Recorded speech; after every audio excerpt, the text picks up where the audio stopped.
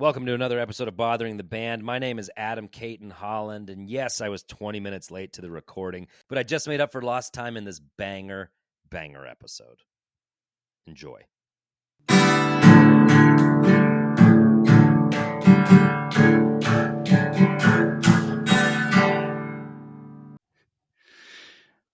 Usually we start this off with much more like formal introductions, but we're gonna dive right in because Adam was late. We're gonna make fun of him the whole time. I blew it. The goodwill's gone, and I deserve it. It's all good. We're happy to have you, and we're jumping off. This is based off your social. I love it. What's your favorite bird? Oh, that's a moving target, my friend. It's kind of like what have I seen lately? So I was just in upstate New York 2 days ago, and I went birding, and I saw an American redstart, which is a bird that has eluded me. I've heard it before, never seen it, but I heard it, and I saw it, and I got a good view of it on the end of a branch, just chirping away, singing its song, and it was great. American redstart, current fave.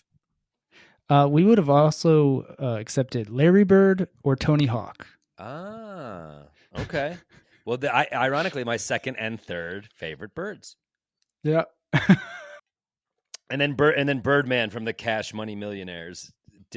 Fourth. Not Birdman, who was on the Nuggets. Chris Anderson, right? That's exactly right. Chris Anderson, who's fallen on hard times. A lot of love for him, but no, Birdman from the Cash Money Millionaires.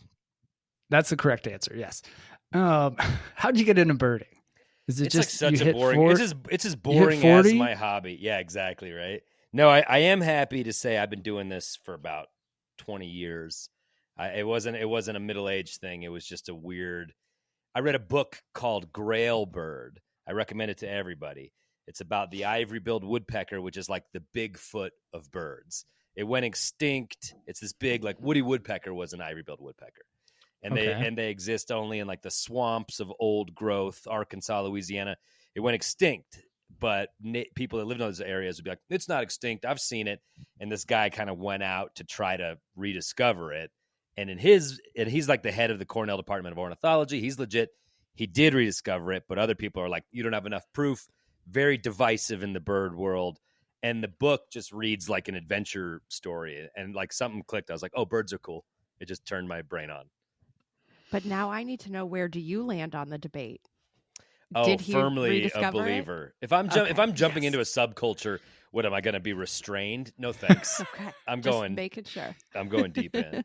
So yes, ivory-billed woodpeckers exist.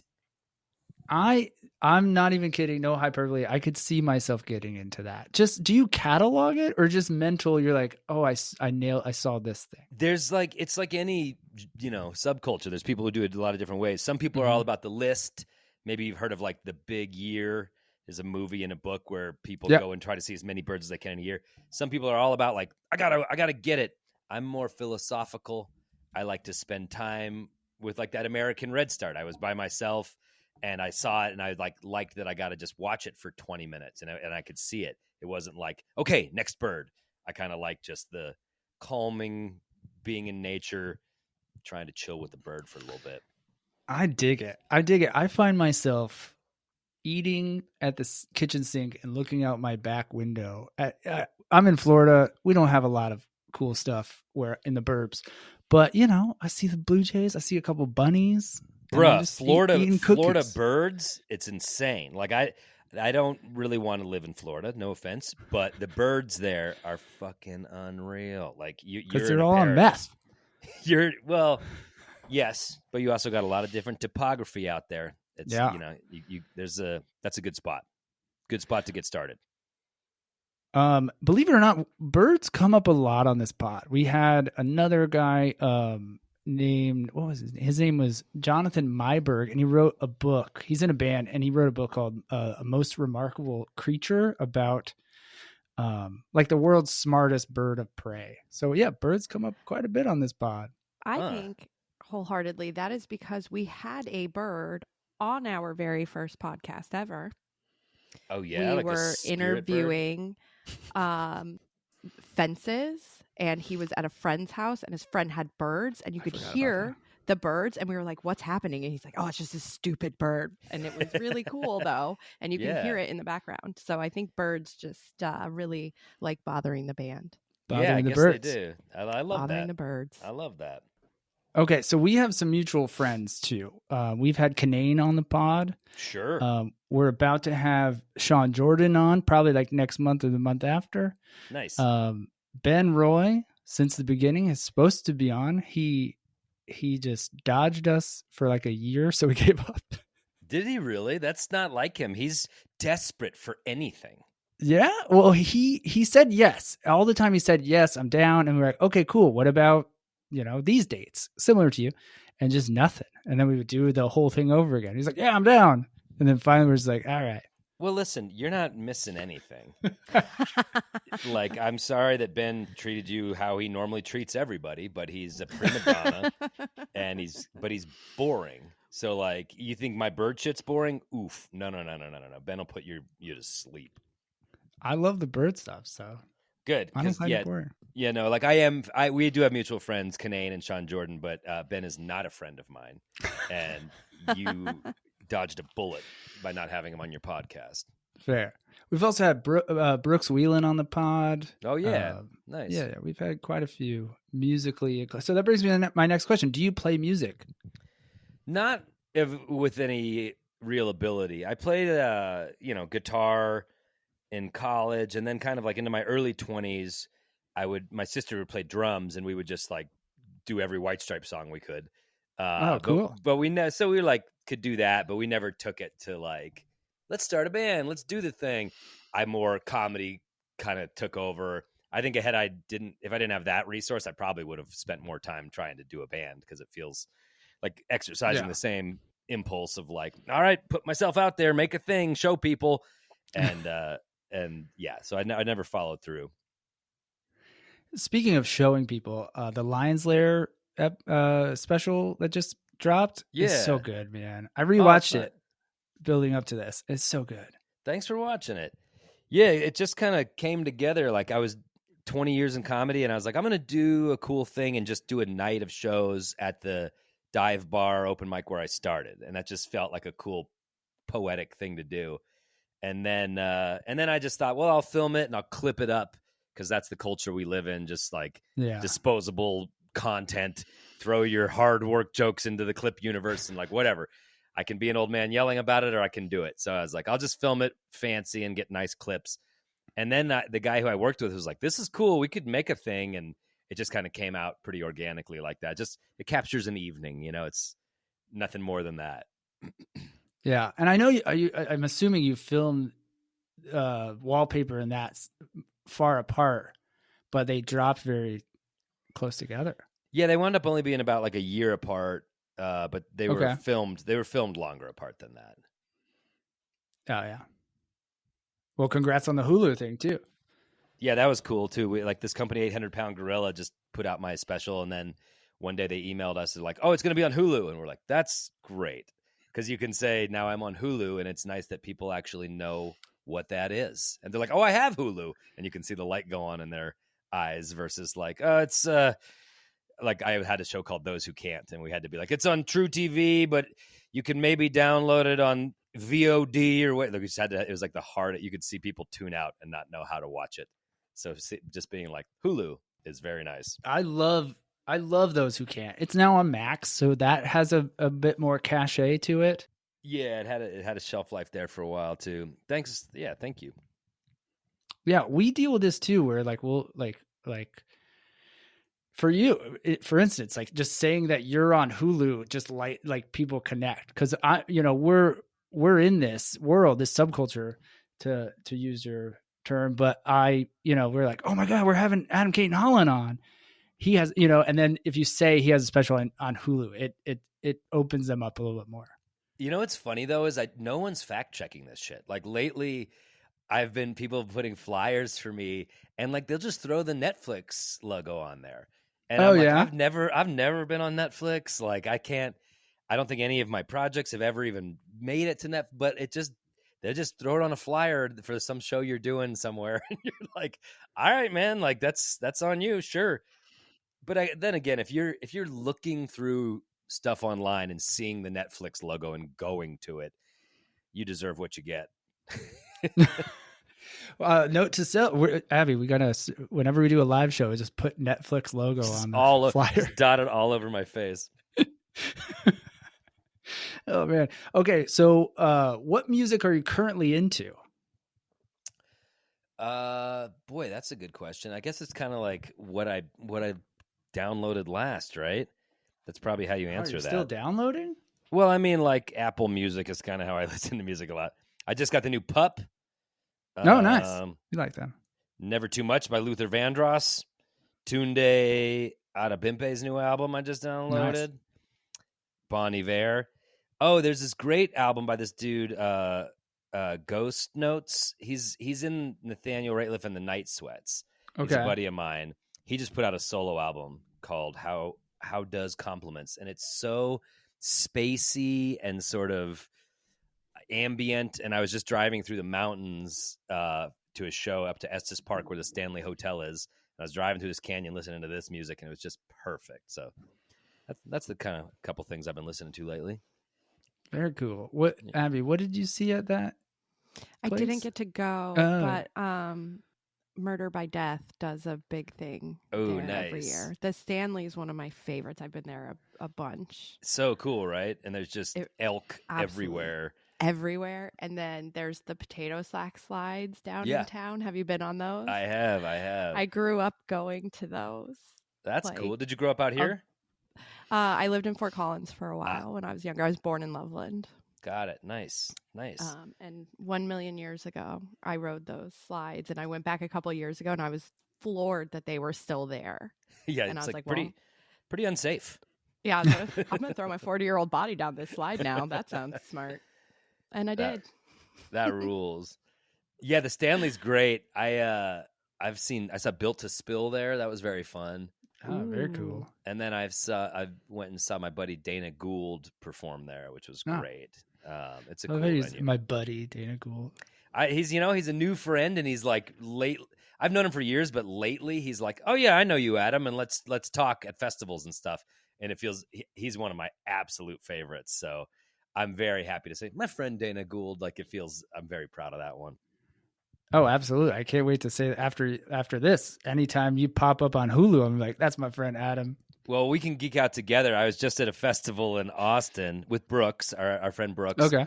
And we were hanging out at a venue where I performed, and Dana had done the show before, and Dana came back to get something, and he just sat, and our friend Emily was there as well, and he just sat down with us to chat, and we just traded TV stories for 30 minutes, and Dana was giving us Simpsons stories, and Brooks was telling sketches he couldn't get on SNL stories, and I got to talk about stuff that we didn't get on TV that the network balked at for those who can't. And it was just after Dana left, he's like, all right, I got to go. Brooks and I were like, that was fucking awesome. Like that was one of the coolest conversations I've had in years. That's very cool.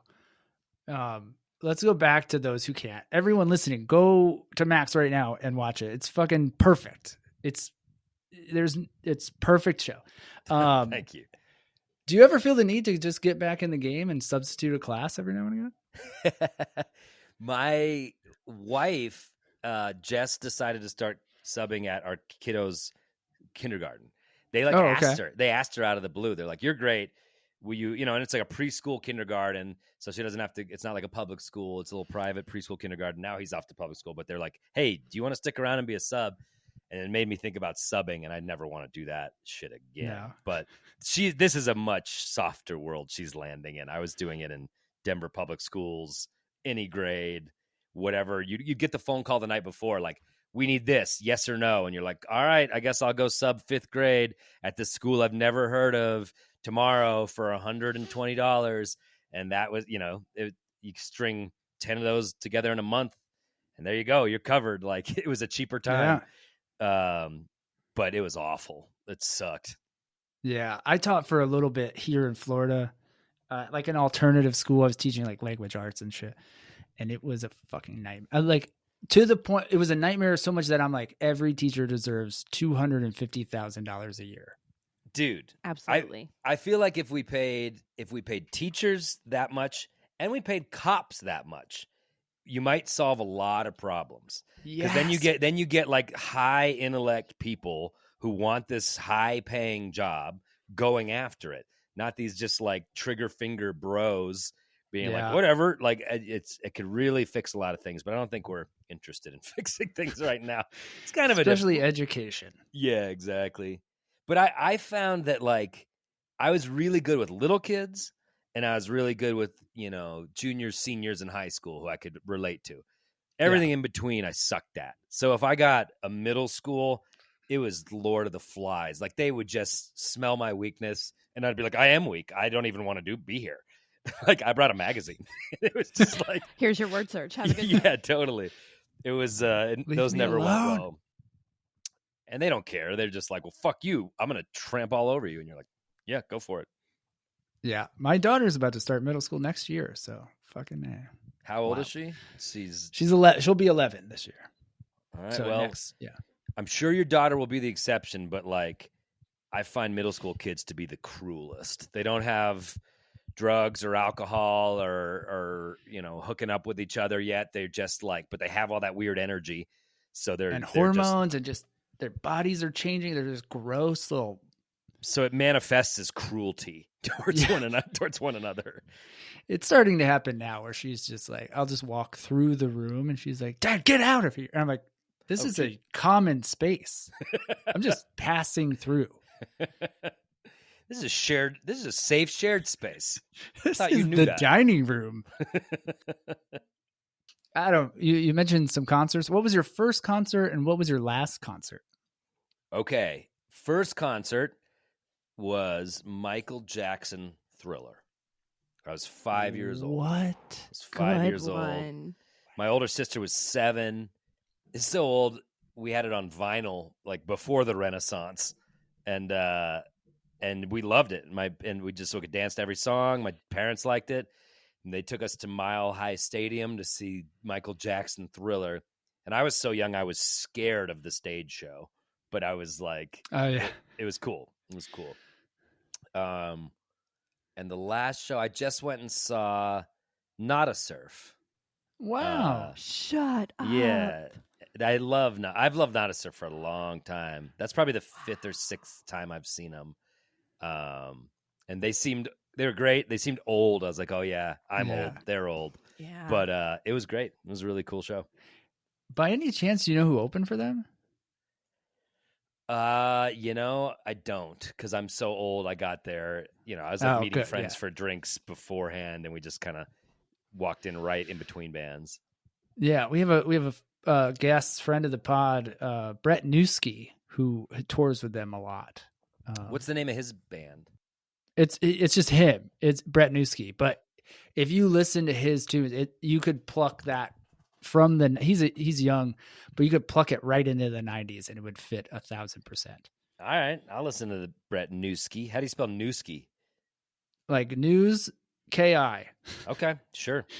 The traditional spelling of Newski? Got it. Yeah, And how I don't use letters, I just use words in the name.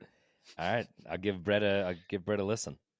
Yeah, he's cool and very funny. He wrote a kid's book too. Oh, nice. Okay, I know Abby's chomping at the bits here because you mentioned Denver sports. Like she follows the Packers. Who follows the Broncos in your family? Everybody but me. Oh, you're like the prodigal Green Bay cheesehead? Well, okay, my family, half of them are from Denver. The other half are from Sheboygan, Wisconsin. Mm-hmm. And so, so you chose your side. I did go to several Broncos games when I was a kid at the old Mile High. Mm-hmm. And that was always a lot of fun. So cool. But you've made your bed. I did. And it's full of cheese. That's where I live now, But we are now very big, Orlando Magic fans. I wore this for you. Okay, yeah, I didn't even see that. The Nuggets lost last night, but Aaron Gordon, product of the Magic, hit a big game winner. Aaron Gordon is one of my favorite. You guys have KCP now. I have a KCP question. Dude, my friend Pat, he and I would text each other. I love KCP so much. Whenever he'd do something smooth, we would just text each other, KCP doing KCP things. Like, he just gets it done. He's like this calm assassin. We loved his ass, but we're missing him right now. You're not, because he sucked shit in the playoffs for us. Did he really? Like, he went, I think, 2 games without points, without scoring a bucket. And then I think on the 3rd game, or whatever game we won, maybe game 3 it was, he hit like 2 free throws, and that was it. So he's a defensive specialist, but he was reliable for threes for us. Like, you can that's what we got him for. And Denver didn't match, so we, Aaron Gordon is a beautiful, beautiful soul, a beautiful man. Somehow my dad, my 78-year-old dad, when he came to Denver, my dad's like, this is my dude. And he's just like obsessed. And he talks very just casually about how handsome he is. He loves that he's doing Saks underwear ads. My mom got him Aaron Gordon sneakers for like his birthday that he doesn't wear, but he just like has by the TV. My dad's all in on AG. It's such an adorable man crush. And most of Denver's like, yeah, you're not bad taste, John Holland. Like, if you had to pick one. I love that. That's adorable. And also, he was like our number 1 option on the Magic, and he's not a number 1. He's exactly what you needed. Perfect fit. Always root for Aaron Gordon. And him and Nikola Jokic have developed this really cool friendship, and Aaron Gordon traveled to Serbia in the off season. They went horse racing together, and of course they did. Like, the he's just, and make me so happy. There's shots of them at this, pretty like tiny what's it called, a hippodrome, and they're hanging out watching horse race, and it's just like them drinking beer. There's security, but it's so like among the people. They're just wearing. It's not like a private box at an American stadium. It's just like, here's a little part of the stands where they are. It's very cool. Yeah. I'm rooting for the Nuggets in that series. I just love small market teams. I love right now. I'm the same way. OKC, Denver, Cleveland, Indiana doing well. Magic, on the outs right now. But small market teams. That's where it's at. I've lived in New York, I've lived in LA, but rooting for those teams that just have money and always are like, well, we demand the best and we'll buy the best. It's kind of fun, but it's not. To me, that's not the essence of sports. Like, maybe being in the running for a championship every 10 years is what sports needs to be. Because you're like always hoping there is kind of a carrot at the end of this suffering road, but you got to suffer. And those other teams don't suffer enough, in my opinion. I totally agree. And also, I just think the NBA, I think you need to branch out and market these teams better and build the league, not solely based on New York, Boston, LA, Absolutely. But right now, New York's going to knock out Boston, then everybody's going to be high on the Knicks. But I can't wait for them to fall flat on their face. There's nothing better than watching a New York or an LA team fucking eat shit. It's great. That's how I feel about Boston. I feel that way about Boston too. I'm always happy to see Boston lose. So happy. I went to college in New England, and no thanks. Let's get some more dumb questions in here before Abby's got to bounce. Okay. How do you feel about Dave Matthews Band? I love Dave Matthews Band. Yeah. Fuck yeah. But I don't love all their music. But I will unequivocally love them. Like the first 3 albums, I don't know if there's anything more influential for me. I listened to that so much. And it was, early internet, buying bootleg tapes online, meeting people. Like, I was into it. Then I remember around Busted Stuff, I was like, I'm not that into this anymore. And now, like, I went to a show with Rory Scovel, name drop, and Daniel Van Kirk, another comedian. We had such a good time at the Greek in LA. And like, there's a number of songs like, I don't even know this fucking song, but I still just love the experience. And when they pull out one of the classic old ones, you're like, okay, I'm right here. So I'm not as diehard as a lot of people, but genuinely enjoy it. I think the people who are still diehard that was their peak, that college 2000-y thing, and that they're still riding that wave. So every time Dave comes through, they're like, "This is my moment. Get a babysitter. We're fucking going." Well, and I also I don't think I got even remotely savvy about music until kind of deep into college. So it was like whatever MTV and the radio was feeding me, I was like, I accept. No notes. Perfect. And then I wasn't really digging too much deeper. So like, MTV Buzzbin, 120 minutes, whatever that was on there. It's like, yeah, thank you. That's for me. And that's my iconic, nostalgic stuff. But then you get older and you're like, oh, I should have been listening to Pavement and Built to Spill and Yo La Tengo. So now I love them, but I didn't know them in real time. I was listening to the more basic options that were being served to me, and they still hit me just right. I'm very similar. Whereas, yes, I took it for what it was. Whatever's on the radio, your parents play that shit.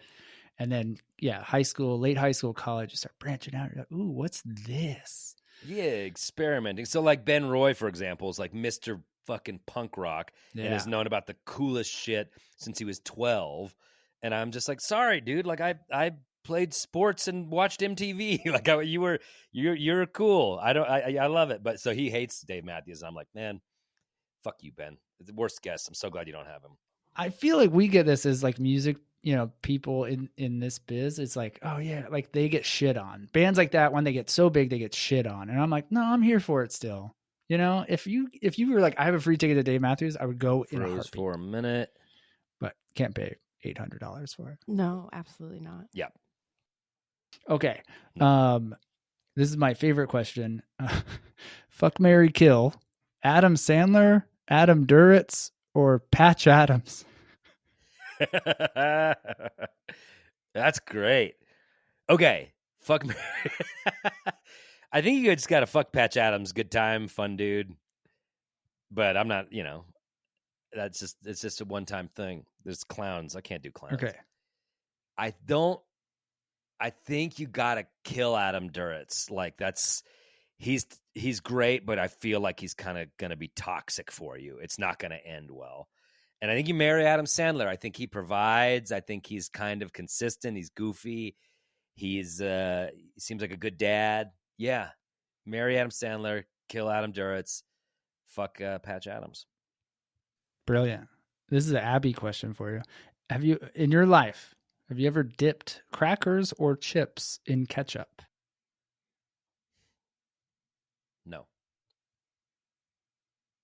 No, not at all. No, not as a kid. Not dipping Ruffles, a little bit of ketchup on Ruffles? Not that I recall. And that might be the difference between a Denver Broncos fan and a Green Bay Packers fan. The Broncos fans know not to dip your chips in ketchup. Not to do it. And now I will allow her to tell you the frosting on saltines thing. Okay. We were poor people. Oh, okay. Now this has turned into me punching down on poverty. Great. No. What a good look for me.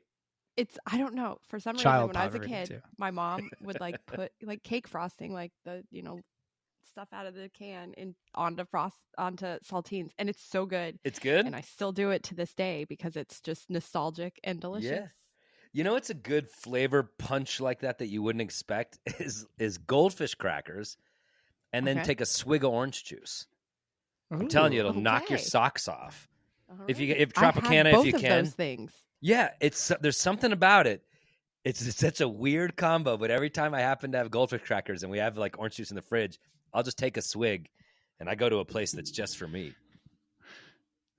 But not after you brushed your teeth, right? No, it's certainly, come on, can't do that. But just try it. All your listeners, I'm inviting you to try it. And I think you'll be like, wow, what is this? Why is this? I don't know. Okay. And I want to stick with that after you brush your teeth thing. But I have this, when I was little, I went to summer camp like once ever. And as a snack, they gave us an orange. And then do you remember those like long, like stick candies, like peppermint and blah, blah, blah? Like they gave us like a peppermint flavored one of those like long ones. And they're kind of like a straw. And we just shoved that down into the orange. Oh, wow. So they did it to us on purpose. And I remember not hating it. Those seem like good flavors. It's like orange, cinnamony. I could see someone doing a cocktail along those lines or something like that. Okay, this is my KCP question.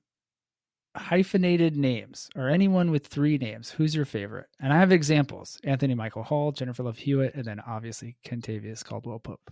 Yeah, I mean, he would be up there because it's Kentavious Caldwell Pope is pretty fucking gangster. What did he just name his kid that he just had? Like Perfection or something like that? Was it really?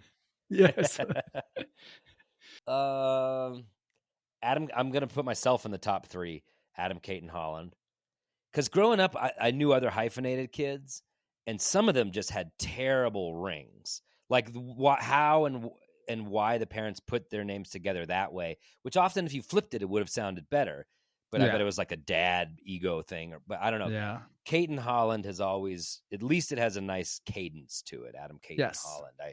It's being a hyphenated kid is a burden, but at least that one has a nice cadence to it. Anthony Michael Hall. James Earl Jones. Now I'm trying to think of more. But do you know if there are actual hyphens in there? Because that's a lot of people go 3 names. No, they're not. So I think only one I mentioned was Caldwell Pope. Caldwell Pope. Boy, no one's ever asked me this question, and I don't know if I can think of You'll think of it later, and be like, son of a bitch. It's a really good question because I'm representative. These are my people. But this is another subculture you belong to. What do you got? What do you got? With a hyphen, Catherine Zeta-Jones. Oh fuck yeah, good Abby, one. Great. Yeah, I'm borrowing Abby's. She's sexy. She's a boss. So yeah, it's me, KCP. Catherine Zeta-Jones. Although I bet no one calls her CZJ. That doesn't sound good. No. But KCP and ACH, that's a buddy comedy right there. Oh, there's actually like a really good list of hyphens that we missed. Really? Okay. I'm going to go through it. We got Olivia Newton-John, Daniel Day-Lewis, Joseph Gordon-Levitt, Julia Louis-Dreyfus. These are great. Oh, that's a good one. These are really good. These are my people. You got people. I'd like to take myself out and put Daniel Day-Lewis in my place. What an actor. Accepted. All right, sticking with the name, and be honest here. How much did you hate when people assume they see it and they just automatically go Clayton-Holland? You got no idea, Ryan. That's like the bane of my existence. And it's the quickest. It's such an innocent mistake. And I get it done to me all the time on phone calls, anything. They're looking at my name, doctor's office, anything. It happens to me all the time that you think I'd chill on my resentment, and I don't. Like, if you want to be on my shit list immediately, for no reason, you don't deserve it. Clayton is way more common than Cayton. However, if you do that to me, I already am like, I don't think we can be friends. if you were somewhere, it's like a I don't know, professional place, like a business place or something like that, and someone said it, would you like get real passive aggressive? Be like, there's no L. I always correct them. I go, there's no L. There's no L. I used to be shy or timid enough that I would just roll with it. But I always correct it now. It's my fucking name. I've showed up to venues and it's on marquees wrong. And you're just like, oh man, like it's Netflix, Adam Clayton-Holland. Yeah. Netflix is Adam Clayton-Holland. Maybe that guy's been on Netflix. I don't know. Oh man, he's great. Oh, we couldn't get Adam Clayton-Holland, but Adam Cayton-Holland's here, and he's earnestly going to try. My last name is Bynack, and it's spelled exactly how it sounds, and yet my whole life people just see BU and give up. So I knew this. I was like, I bet you he fucking has a little chip with that on his shoulder. Yeah, it's really odd. And it's, my mom's a big hippie. My parents are hippies. Very equal rights stuff, and so she's just that's how it was always going to be. She had her name attached, and it's all good. But I sometimes dream of a chauvinist dad who made me Adam Holland, and no one would ever mess that up ever. And it would just be so easy. And sometimes when people are like, "You're a comedian, what's your name?" and I say Adam Cayton-Holland, they tune out. I know they're never gonna retain it, so I'll say Adam Holland. I say Google Adam Holland, you'll find me. But that's whatever. Good. I'm sticking to it. Do you have I'm a middle name as well? My boys are Cayton-Holland. I do have a middle name. It's Lauren. Adam Lauren Cayton-Holland. Okay. That's why my Those Who Can't character was Lauren. Yeah. Yeah. Oh, that makes sense. Cool.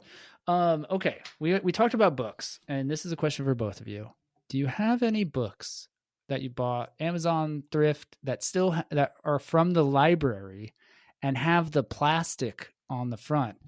Like I have this guy. Oh, wow. There's my book. Look, you see this shine? Like it's like the library thing. What library is it from?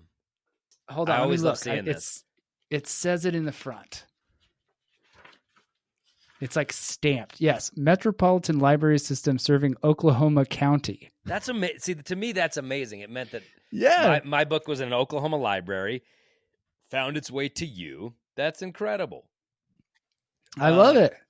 I have a lot of books like that because did you get it? Do you know about Goodreads?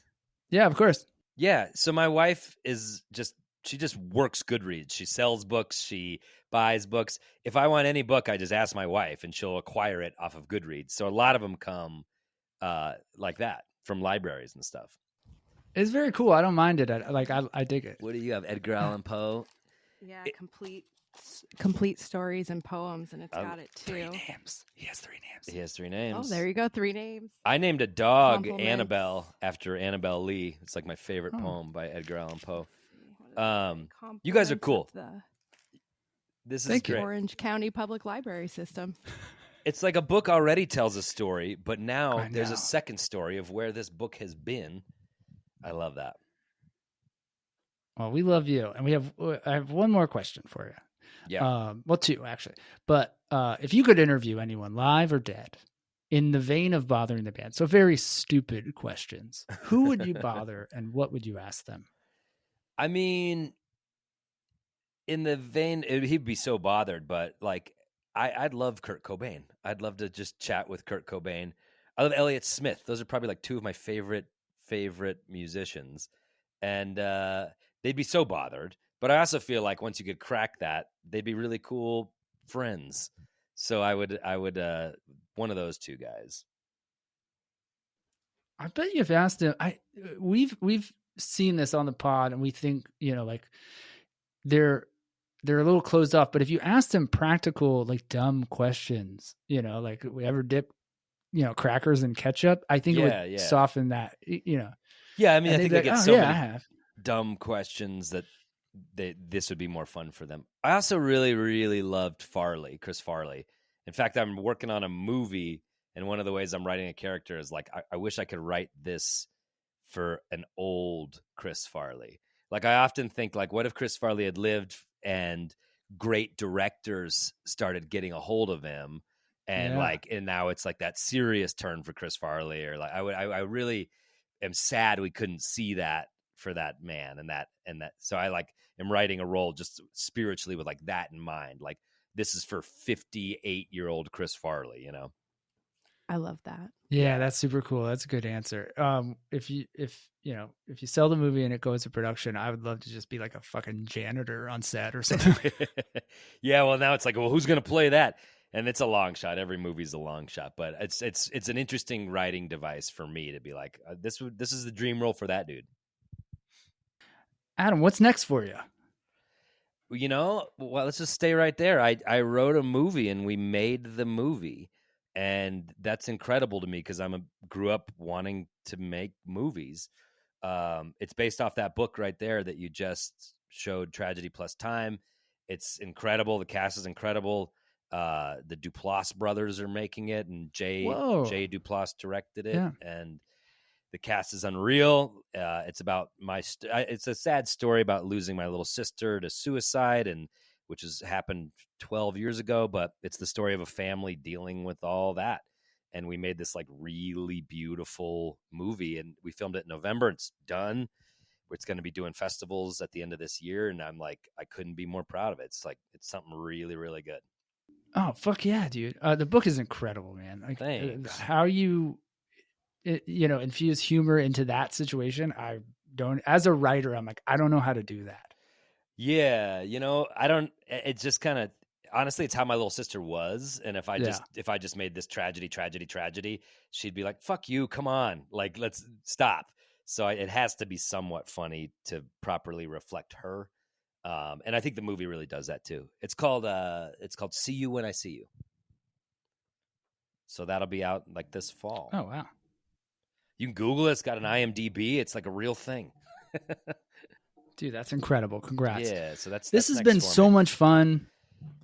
I've loved this. I'm sorry I blew the first 20 minutes. I'd hang out with you guys more. I really blew it, but thank you for your patience. No, thank you. I mean, we'll have you back, and if we're ever in the same town, we'll just we'll buy you a coffee and look at birds and shit. That's all I really want. That's all I want.